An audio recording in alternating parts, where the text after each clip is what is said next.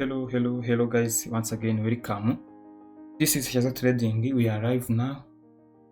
Tuje kuri Buri analysis, support and resistance niyo strategy dukoresha umunsi ku munsi nk'ibisanzwe. So ejo setup twatanze byaciyemo kuko impamvu mpamya yuko byaciyemo even if ariko wamisinze iyi trade ahanga kuko yakoze retest akantu gato cyane ntabwo yageze neza agaruke kuri bine amapips agera muri angahe ni yatarajeho even if ariko wamisinze iyi trade naciye indi zone ya support aho waza ugashyiraho iki wenda stop loss ukayishyiranga ugakomeza ukadumping.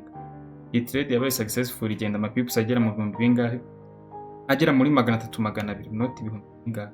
So but now turi kuri Buri ahanga tukugeza kwanaliza isoko ejo ryaradumpinze bikomeye cyane. So ubungubu turi kugerageza kwanaliza isoko ngo turebe aho riva naho rigana. So wakwibaza bimeze bite sasa rero n'abatindeka dutangira analize zacu nuko bisanzwe dukoresha support and resistance mu minota 30. So kumakinga support zacu aho biri clear nta nubwo kwiba dutindamo cyane kuko iyi session nshaka iba ngufiya tukigera mu bintu byacu nk'ibisanzwe. So mainly isoko ryacu nubwo twabuyinga cyangwa tugaseringa mainly riri bearish market as usual kuko nureba candlestick yabaye ejo yarabreakinze bikomeye cyane. Ibreaking iki candlestick yahanga byose. So ikintu twakwiye expectinga rero uyu munsi nuko niba dushaka gusenga cyangwa se kubuyinga nkuko biriya neza iyo ubonye isoko rimeze gutya riri choppy like this bitumenya ko ari ibintu bya consolidation n'iki biri gukora consolidation. So ahubwo turi kwibaza support ni iyihe, resistance ni iyihe, once yaba broken twabuyinga cyangwa tugaseringa. Nicyo kintu turi kwibaza ubu ngubu.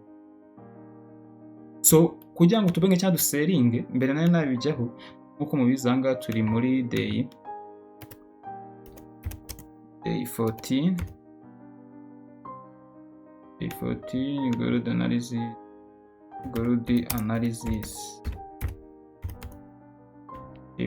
Buri analysis icyo dutegera ni iki wait body candle close waiting 30 minutes body candle close niyo strategy yacu.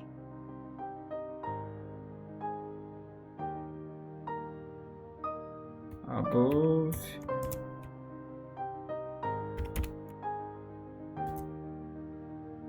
this is support and the test. So iyi niyo strategy yacu mu magambo make. Aya magambo uramutse uyabonye gutya ahantu hose niyo waba usinziye tuvuga urugero urasinziye umuntu akwiriye strategy kimeze gutya niko nayigize nyine nabikoze simplicity nyine tu uramutse usinziye uri iwawe tu umuntu akwiriye aya magambo. Strategy yanjye ni iyi support and resistance ikora gute waiting 30 minutes body candle close above or below resistance or support and retest then you execute a trade. Uranyuze ugahita ukora iki ugatekinga trade yawe. Iyi niyo strategy dukoresha. So nimba rero dukoresha rero tudatinze twihuse cyane kugira ngo tujye no mu bindi igihe kibari gito cyane twihuta cyane tureba ubundi twebwe bagakoze iki sasa rero umunsi ni Buri analyze turi ku munsi wa 14 dutestinga strategy yacu. Ibi bintu tuba dukora nta gucika intege wahita uva mu gakino waruzinga wagira iki never give up brothers and my sister, never give up. So let's go. Kubwanjye support na resistance kuzicaho biri simple nkuko mubizi nge nchamanuza only week na ahantu uzambona njya ku minota 30 nkaciki week aga support iri strong ikeneye kuba broken down kugira ngo isoko rikomeze ridumping ni iyi ngiyi mbere na mbere. This is support kuko isoko riri choppy cyane. Iyi ngiyi ni support.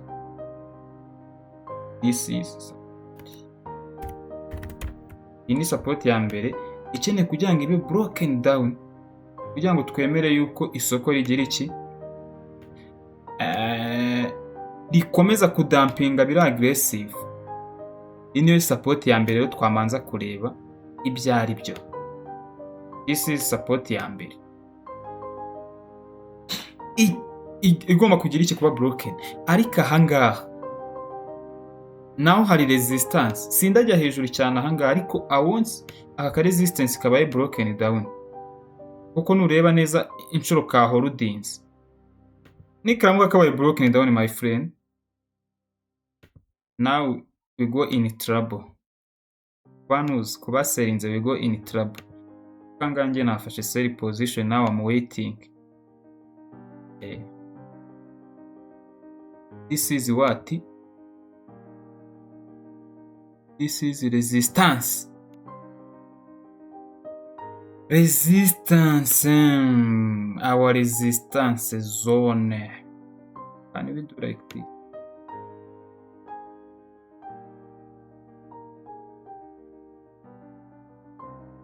Let me do it like this.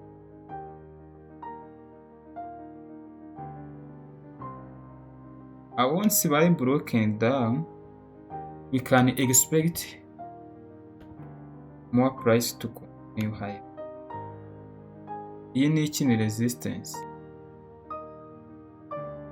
Resistance.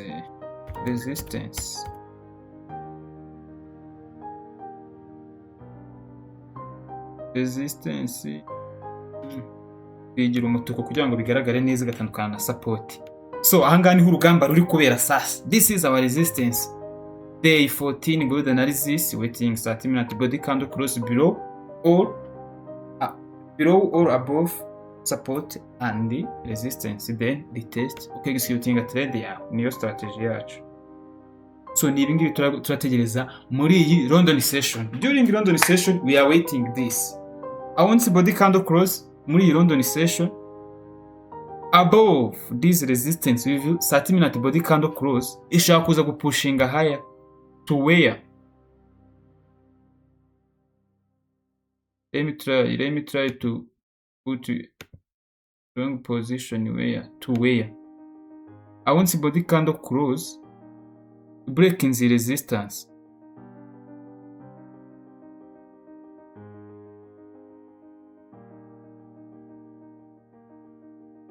Ishobora gupushinga kwigarukira he? Wenda igakuramo Asian session.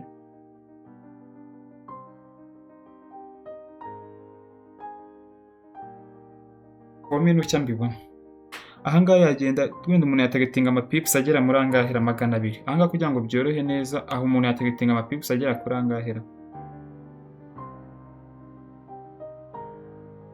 Pips 200. It's enough. Wenda stop loss winjiye kuri 4 wenda stop loss wayigira wenda n'amapips 150 gutya 86 like this 86 ugatagetinga above. Ariko igihe body candle close yafungukiye hehe? Above this resistance, kuko murayibona neza ko isoko riri choppy, riri muri consolidation market. Support yacu once yabaye broken, iyi support yo kubera ina strong, induru ziravuga.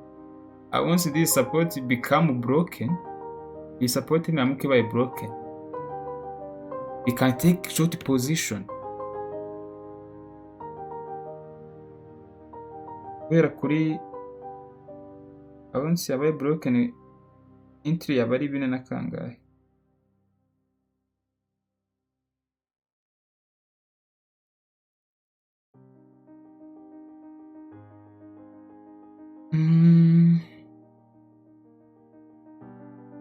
Ine 958 niyo entry hano.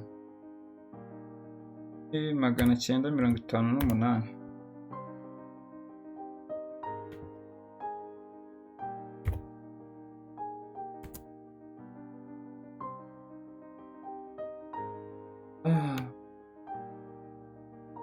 Ibubiko body candle close closing above.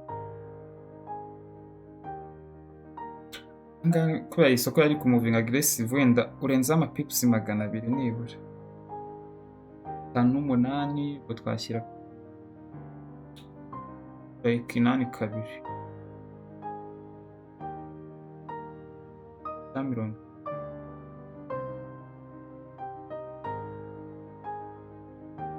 Yeah, you can choose.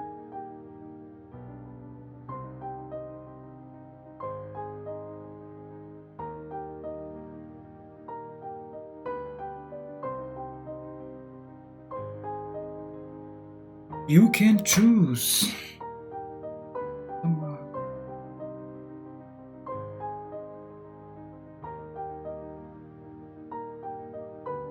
Stop loss.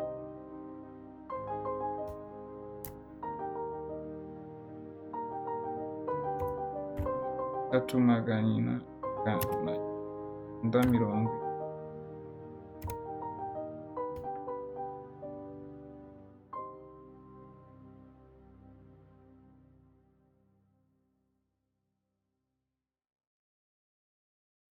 Magana cyenda mirongo inani.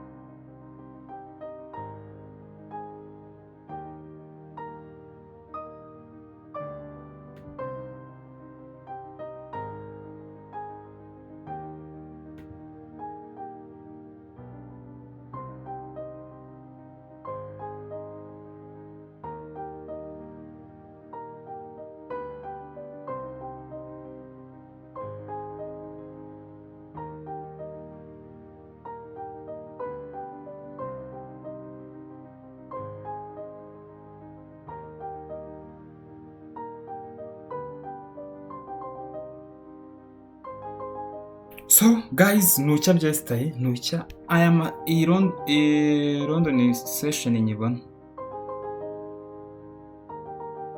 London session nucya nyibona. Nucya nyibona rwose. Nayibona ukundi ariko wanatwandikira muri comment atubwira ati aha ngaha bimeze nabyo ntacyo biba bitwaye. So guys, ndizera ko guca muri kwibona ni dutegereze iki body candle close ipa ahangaha yo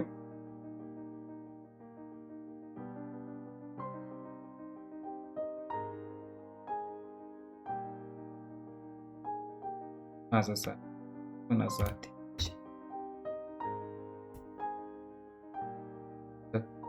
magana ave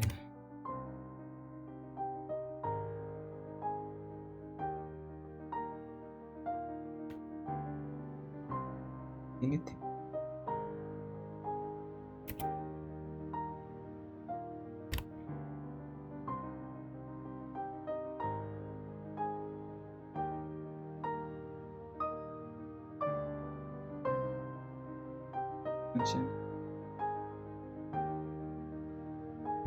TP1 magana cyenda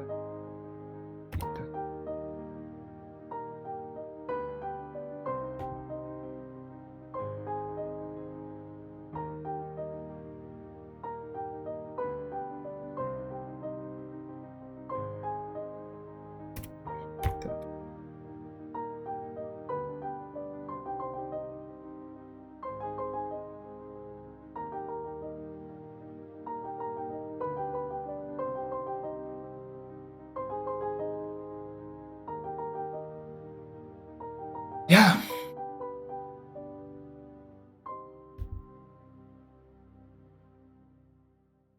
Mira, chaviz.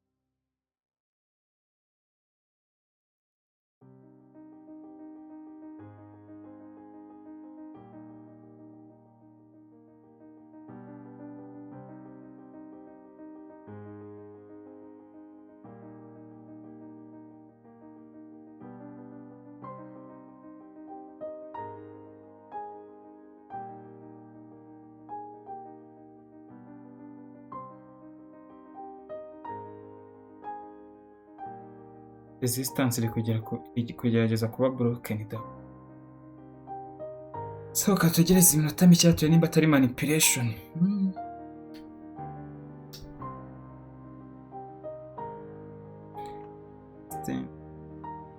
To be broken. Niko mbona A14 analysis during London session.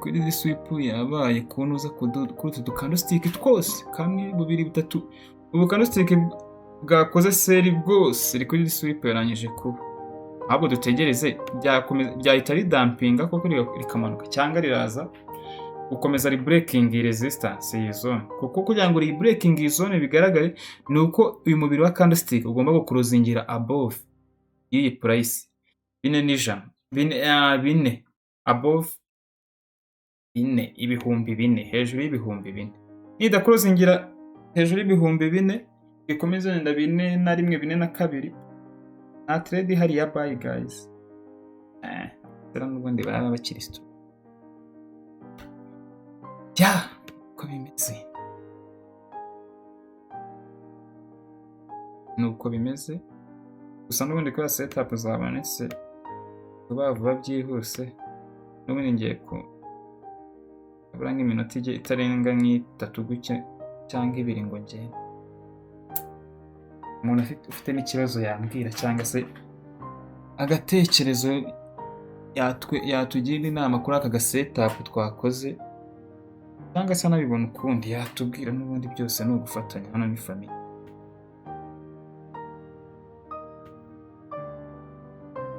Mba nagahari rero bawuti turi ngenda igihe tubonye setup hakiri kare nta mpamvu yo kuko kuri live kandi nuko nawe ushobora kuyibona ukaba washyize wenda ngo buy limit n'ibiki, ukaba ugiye mu bindi gake gake wituye. So can we do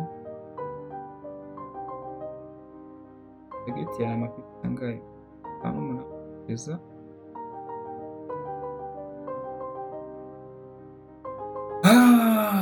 guys so minota ibiri.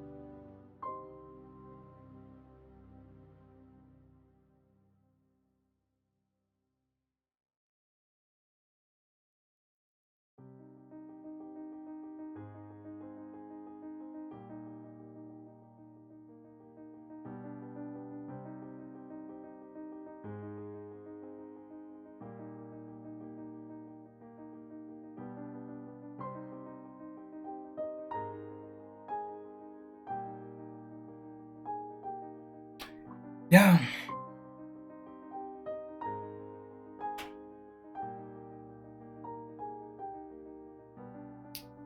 Tani igice ngo ninjira ndaba giye, I will be leaving.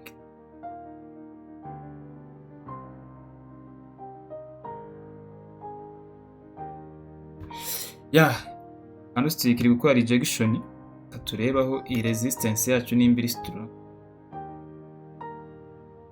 Rejection, can you see? Nyuma yo gutapingamo ikoze liquidity sweep zisitinze ahangaha. Hano haba hari liquidity sweep murabizi. Nimba ahantu hajya kwijyana hajya kuba ama eco high cyangwa se ama high yagiye ari overlap atigeze aba sweep. Of course aba ari liquidity. Rero twabaye sweep. Nubwo ari ama pips makeya but it's liquidity sweep. So let's wait our candlestick is going to. So guys, mwakoze kuba natwe Shyazoo Trading. Reka tuzongere tubona mu gutaha. Turabakunda cyane. Bijye mukomeza mubane natwe umunsi ku munsi. Dukora guhera kwa mbere kugeza kuwa gatanu. During London session cyangwa se New York session. Duhitamo session iboneye tukaza tugakora ikiganiro cyiza cyane cyangwa se analyse nziza cyane kuri gold. So guys, nakagaruka